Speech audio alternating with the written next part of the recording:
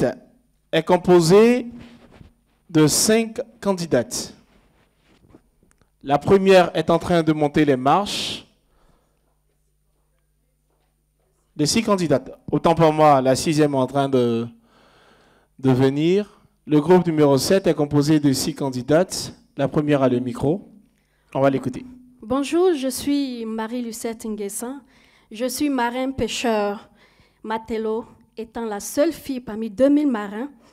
J'ai décidé de participer à ce concours aujourd'hui pour amener mes jeunes sœurs à s'intéresser beaucoup à la pêche, à la vente du poisson, car c'est un domaine vraiment fructueux. C'est pourquoi je vous invite à voter pour moi, candidat 283. Merci. Merci. Nous recevons la deuxième candidate du groupe numéro 7. Mes salutations les plus honorifiques à tous. J'ai 1 minute pour vous parler de mon attachement envers ces jeunes femmes-là à travers cette lucarne qui est le concours Miss 2.0. Je suis Gay Ama Oulimatou, j'ai 24 ans et je suis la candidate numéro 243. Passionnée du numérique, j'exerce aujourd'hui en tant que référent digital.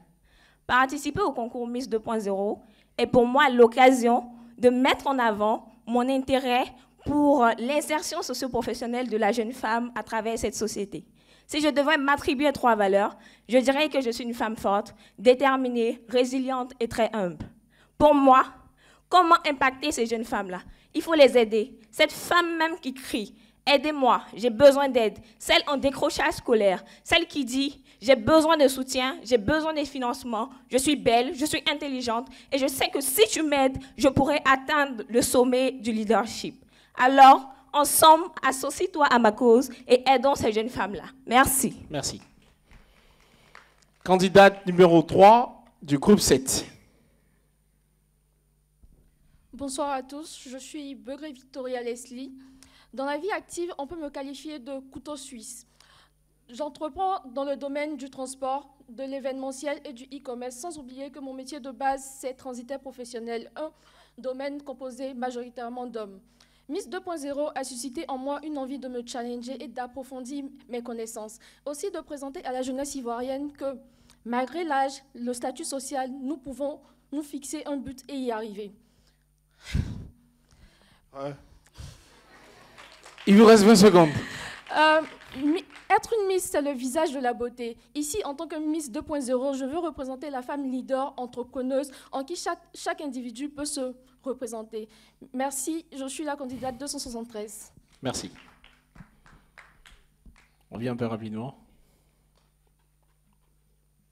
Allez-y. Bonjour, je suis mademoiselle Pesiletia Ouattara.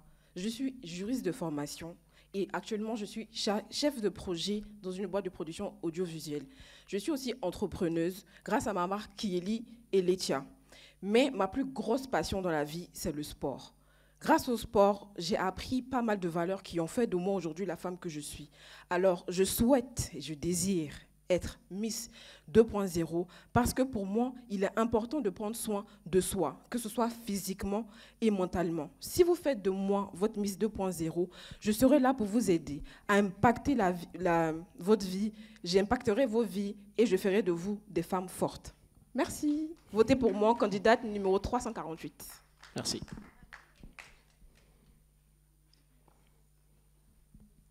Coucou tout le monde. Mon but dans la vie, c'est de réussir à accomplir ce que je veux accomplir. Pour moi, si tu veux, tu peux. Je suis Sarah Dakouri, diplômée de licence en génie civil, option pont et chaussée. Je suis la candidate 367 au concours digital Miss 2.0. Miss 2.0 me semble être une réelle opportunité de progresser dans mes objectifs personnels. Je mérite d'être Miss 2.0 car, si je le suis, vous riez, si je le suis, je compte. Si je le suis, je compte je compte hisser le leadership féminin jusqu'à son paroxysme. Merci. Merci. Ah.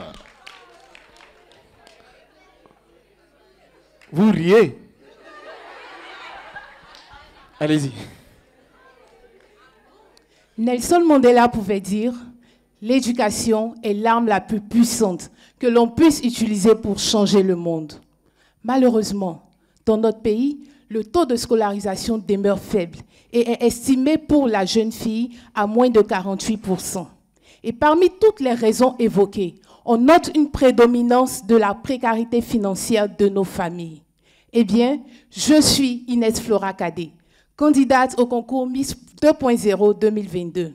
Mon rêve à moi, c'est de développer des solutions assurantielles digitalisées dans le domaine de l'éducation pour des personnes à faible revenu, ce qui permettrait à toutes les jeunes filles, quelle que soit leur couche sociale, d'avoir accès à l'éducation et de réaliser leurs rêves. Choisissez-moi, choisissez les valeurs sûres, choisissez la candidate numéro 386 et changeons le monde par l'éducation. Je vous remercie. Merci, vous gardez le micro. Pendant que le groupe numéro 8 se prépare, on laisse la scène au groupe numéro 7, composé de 3 jeunes dynamiques.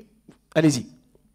De façon inconsciente, volontaire ou involontaire, suivant des traditions culturelles innées et de pression sociale, les femmes ne sont pas assez présentes là où elles peuvent être moteurs et avoir un impact. Chiara Corazza, directrice du Women's Forum. Cette citation met en évidence la problématique du leadership féminin dans la société contemporaine.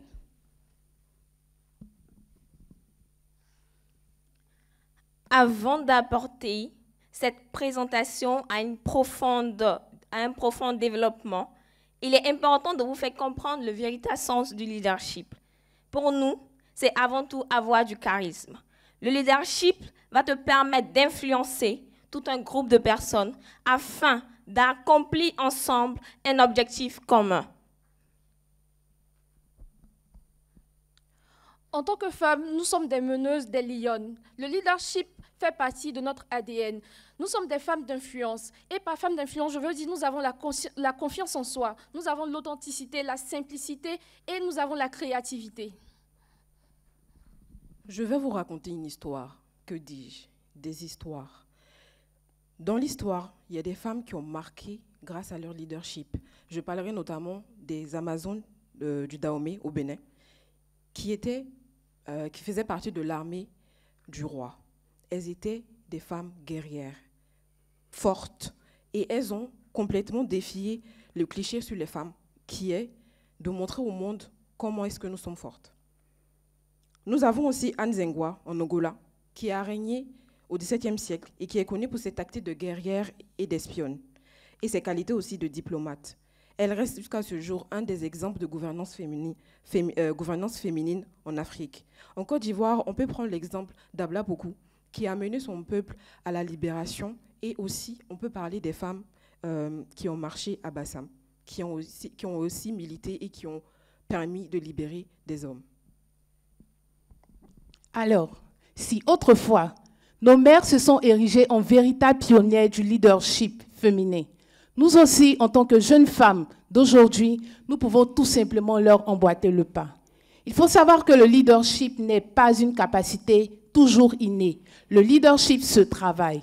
Il nous faut tout simplement nous faire former, nous faire accompagner, mentorer. Nous, jeunes filles d'aujourd'hui, nous devons apprendre à développer notre charisme intérieur. Nous devons être altruistes, à l'écoute des autres. Par-dessus tout, nous devons être en quête constante d'apprentissage. Il vous reste 2 minutes. On estime à 224 millions de femmes entrepreneurs dans le monde, ce qui fait un taux de 35%.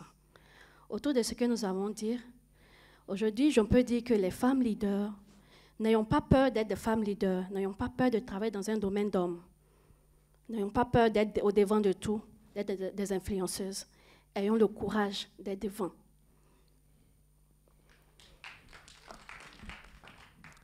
Et pour clore nos propos, nous voulons donner 3 mots, 3 phrases en quelque sorte qui disent que nous sommes fortes, déterminées et ensemble, nous pouvons tout accomplir. Nous vous remercions. Forte et déterminée, merci d'avoir